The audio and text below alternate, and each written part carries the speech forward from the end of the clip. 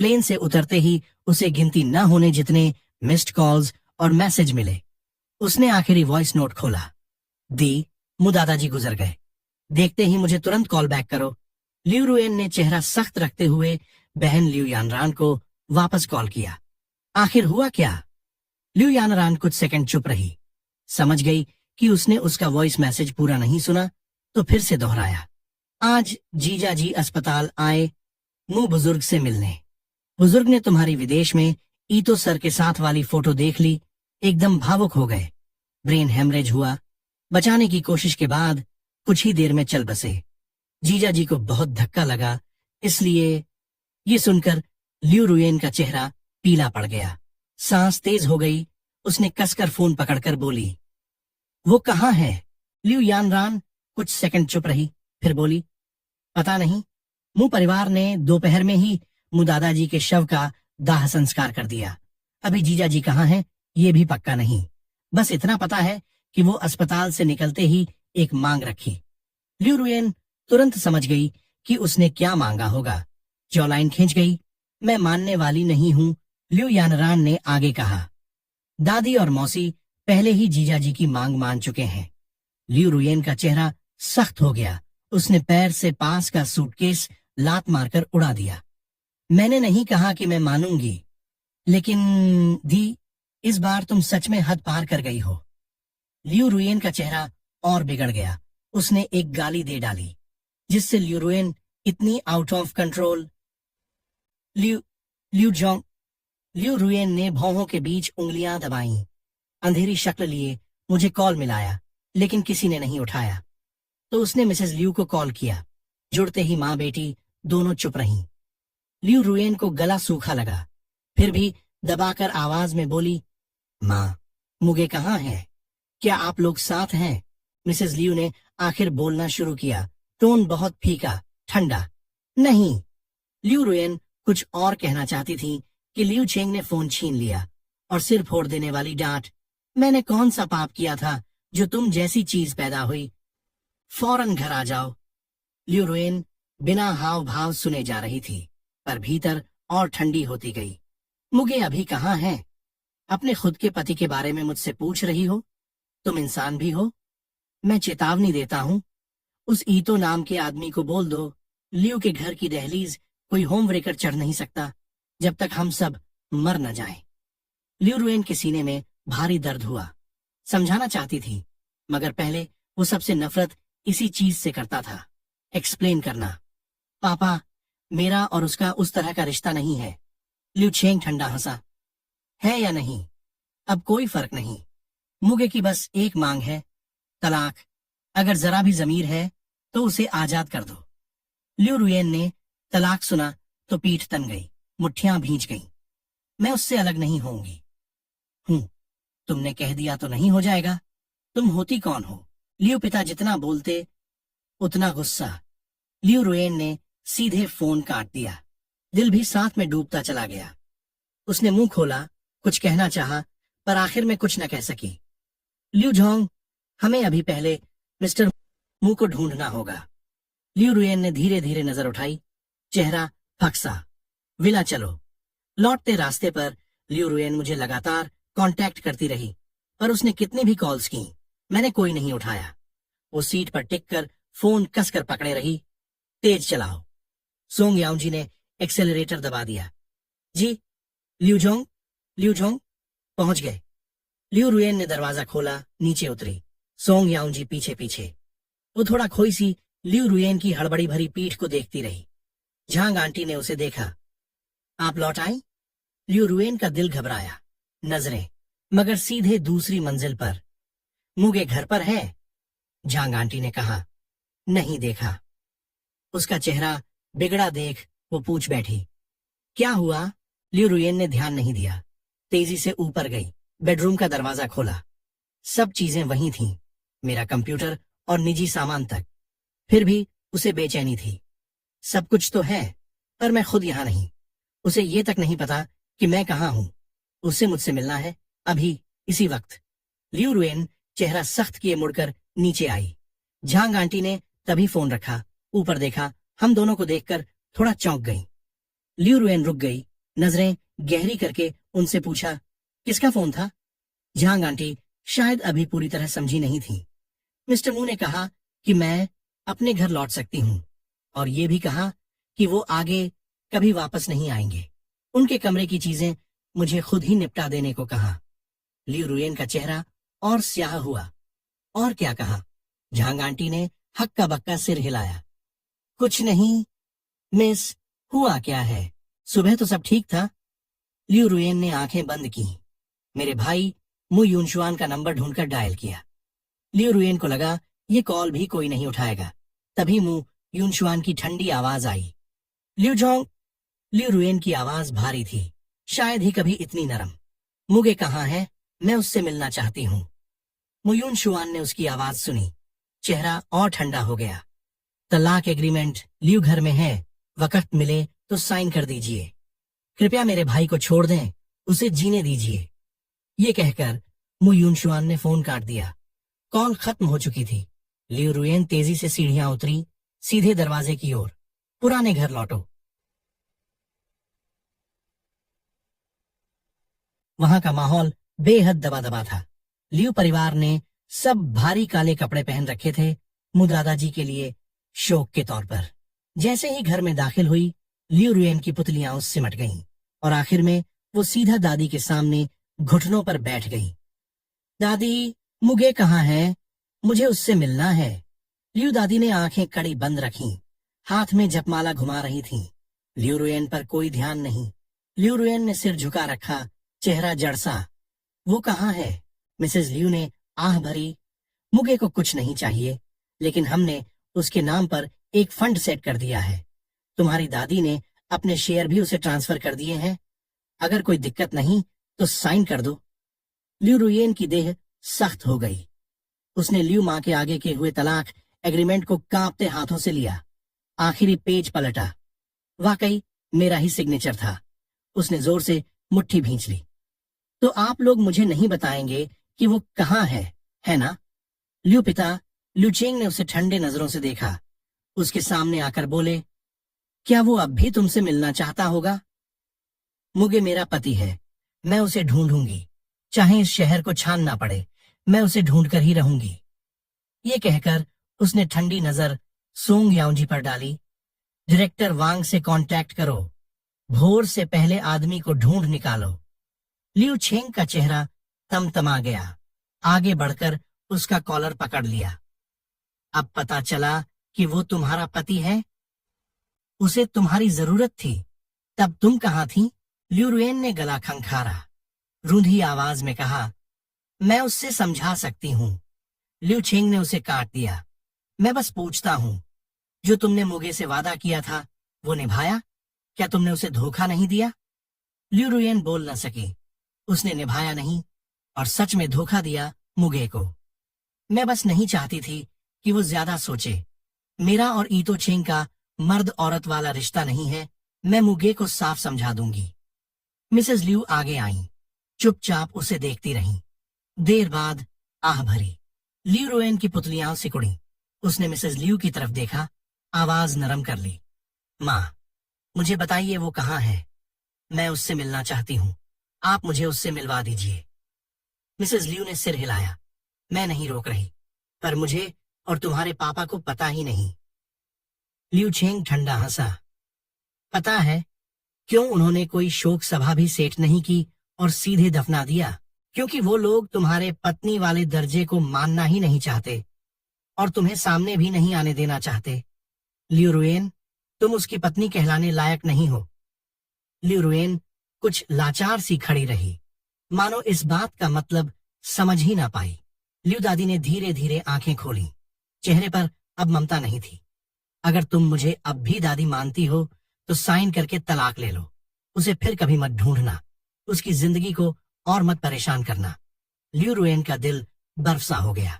पहली बार ऐसा बेबसपन महसूस हुआ। उसने सर झुकाया, मुड़कर जाने लगी। उसे जाते देखकर लियू दादी की आवाज गूंजी, अगर तुम फिर भी उसे ढूंढना चाहो तो आज से तुम लियू परिवार की नहीं रहोगी। लियू रुएन की दोनों मुट्ठियां कस गईं। आखिर उसने जैसे खुद पर हंसी उड़ाई और कुछ नहीं कहा। अगर मैं मुगे को नहीं ढूंढ पाती तो मैं यहीं घुटनों पर रहूंगी, जब तक आप पिघल कर मुझे नहीं बता देती कि वो कहाँ है। लियू रुएन को भी समझ आ गया, उसे दादी ने ही कहीं छिपाया है।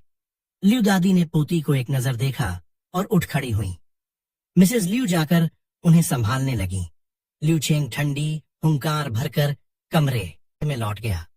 बड़े से विला में नौकर चाकर पहले ही हट गए थे, बस जमीन पर घुटनों के बल लियू रुयेन और बगल में खड़ी सोंग याओजी बची थीं।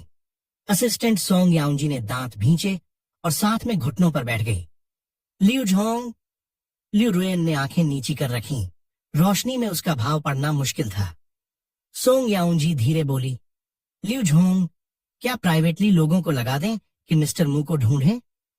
लियू रुएन ने हल्का सा सिर उठाया, होंठ खींचे। दादी ने खुद इंतजाम किया है, ढूंढा नहीं जा सकेगा। सोंग याओजी सुनकर चुप पड़ गई। तो आप सच में ऐसे ही घुटनों पर रहेंगी? लियू रुएन के दिमाग में मू दादाजी का चेहरा उभर आया। दोनों मुट्ठियां भींच लीं, खुद पर कड़वा सा मुस्कुराई। हाँ, घुटने टेकना चाहिए। असिस्टेंट सोंग याओजी ने दांत भींचे। तो मैं यहीं आपके साथ रहूंगी। लियू रुएन ने धीरे से आंखें बंद की। आवाज भर्रा गई, थकान और बेबसी टपक रही थी।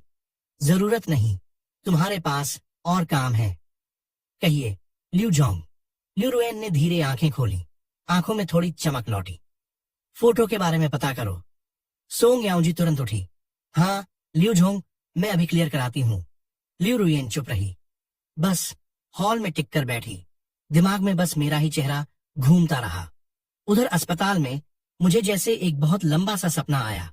माँ बाप और दादाजी सब जिंदा थे। हम सब मिलकर खुश खुश घूमने गए थे। पर अचानक दृश्य बदला। मैंने देखा खून से लथपथ अपने माता पिता को और शोक सभा में लेटे दादाजी को। मैं घबराकर नींद से जागा। मेरा भाई चुचेन आवाज सुनकर झट से दरवाजा खोलकर अंदर आया। मुगे, ठीक हो? बुरा सपना देखा? तभी कमरे का दरवाजा अचानक फिर खुला। देखिए मिस्टर चू, हमारे मिस्टर मू जाग गए क्या? मैंने उस जानी पहचानी शक्ल की ओर देखा। वांग आंटी, आप यहाँ?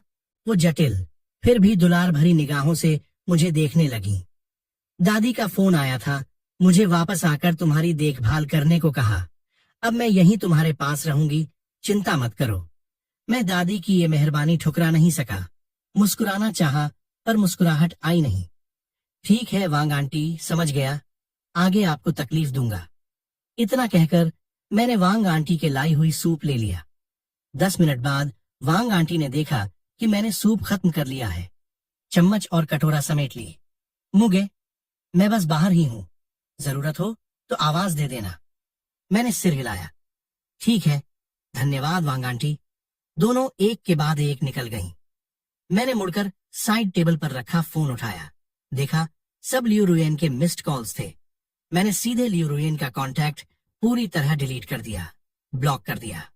उसी वक्त लियू रुएन पुराने घर के हॉल में घुटनों पर बैठी बार बार मुझे कॉल कर रही थी। जब समझ आया कि कॉल नहीं लगेगा तो उसने लाचार होकर फोन पर मुक्का मारा। खुद पर कड़वी सी हंसी हंसी। उसे समझ नहीं आ रहा था, सिर्फ एक कदम गलत रखा और बात यहां तक कैसे पहुंच गई।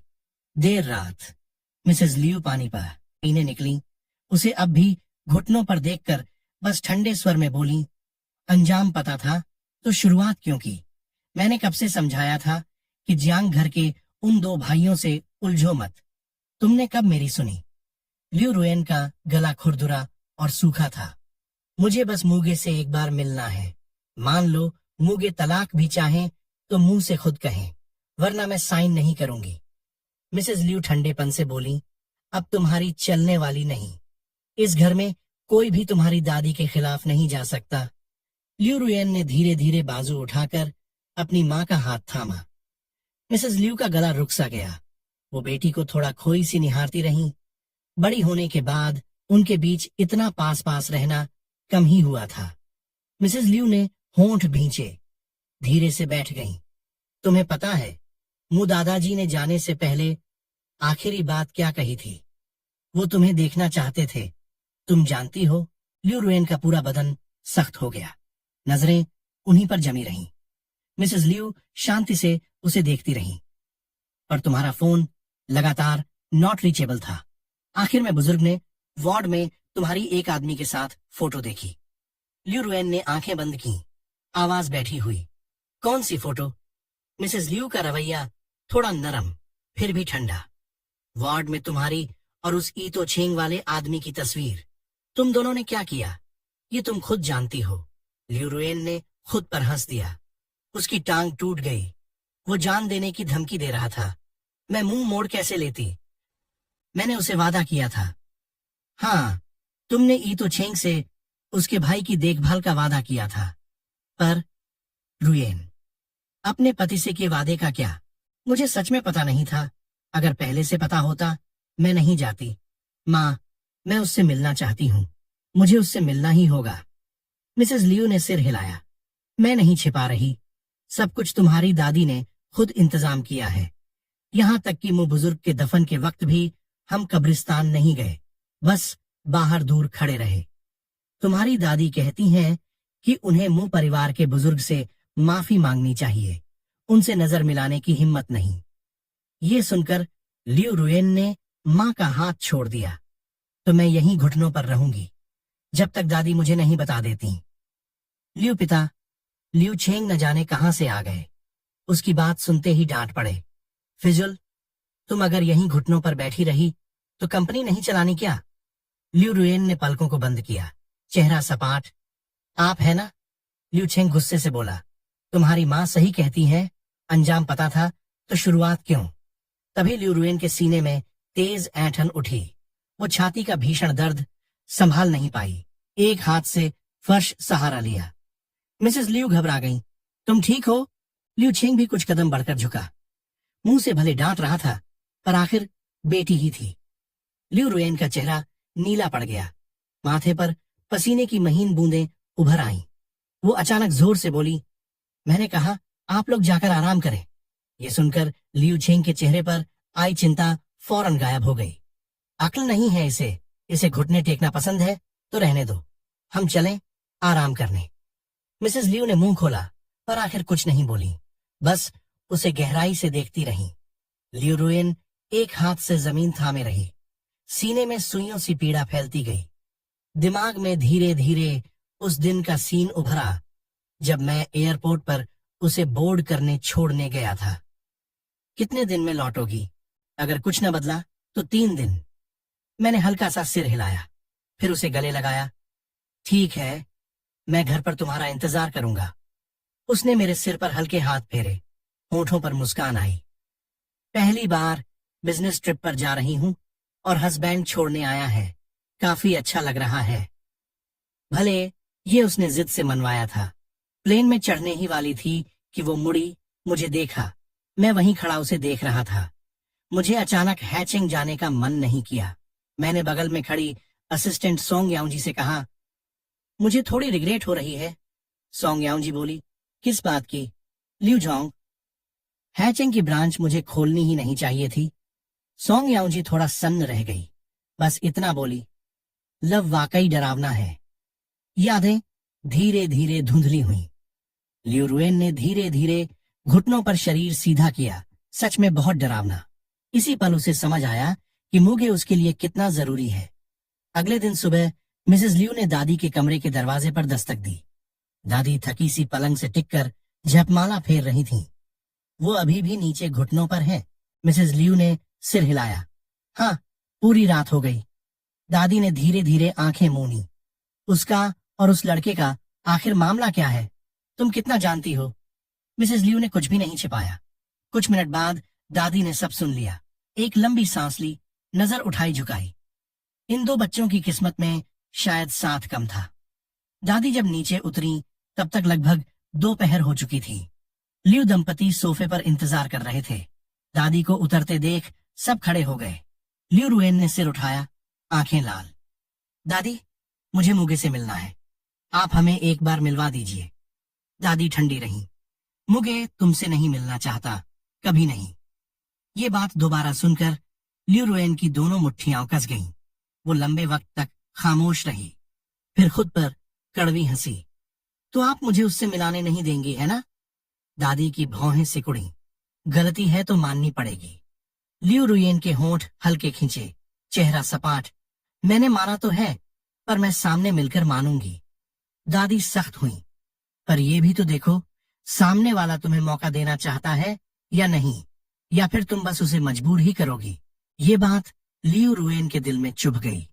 वो हमेशा से मूगे पर अपनी मर्जी थोपती आई थी, सोचती रही कि सब कुछ कंट्रोल कर सकती है।